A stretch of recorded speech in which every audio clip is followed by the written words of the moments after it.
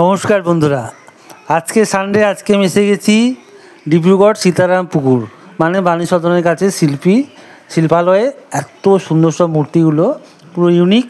তো ভাবলাম একটু ভিডিও করে নেওয়া যাক, তাদের কাছ থেকে অনুমতি নিয়ে একটু ভিডিও করে নিলাম। দেখুন মূর্তিগুলোকে একবার। কিছু মূর্তি অলরেডি চলে গেছে, অনেক মূর্তির কাজ বাকি আছে। পুজো তো আর দুদিন বাকি। তো একটু আগে দেখলাম একটা মূর্তি নিয়ে যাচ্ছে, বিশাল বড় মূর্তি। সেটা যেহেতু ঢাকা ছিল, করা সম্ভব হলো না। মূর্তিগুলো দেখুন কতগুলো গণেশের মাথা, হাত, আর এত সুন্দর ফিনিশিং। এখনও বাকি আছে কাজ। যাই হোক, যেটুকু পারলাম শেয়ার করে দিলাম। আমার খুব ভালো লাগে এই ভিডিওগুলো বানাতে, প্লাস আমার দেখতে। মানে আপনি দেখছেন যেটুকু ক্যামেরার লেন্সে, কিন্তু তাছাড়াও আমি এখানে অনেকক্ষণ দাঁড়িয়ে এদের কাজ দেখছিলাম, খুব ভালো লাগছিল। তো আপনারাও গণেশ পুজো খুব ভালো করে ঘুরুন, আর অনেক গণেশ মূর্তি দেখুন।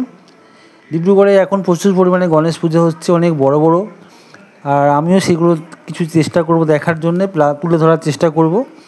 তো এই রকমই আমি এই শিল্পীর যেখানে এসেছিলাম তার শিল্পালয়ে, আর এত সুন্দর সুন্দর গণেশের মূর্তিগুলো একটু ভিডিও না করে পারলাম না। যাই হোক, আপনারা অবশ্যই কমেন্ট করে জানাবেন ডিব্রুগড়ের গণেশ মূর্তি এই সীতারাম পুকুর পাড়ের কেমন লাগলো আপনাদের।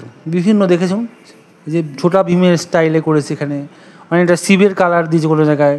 এইটা দেখুন, এত সুন্দর রং করলে যে কী হবে, বিশাল বড় বড় মূর্তি, খুব ভালো। তো সবাইকে গণেশ পুজোর আন্তরিক শুভেচ্ছা রইল। সবাই অনেক ভালো থাকুন, আর গণেশ পুজো বা পরবর্তী পূজাগুলো খুব ভালো করে উপভোগ করবেন।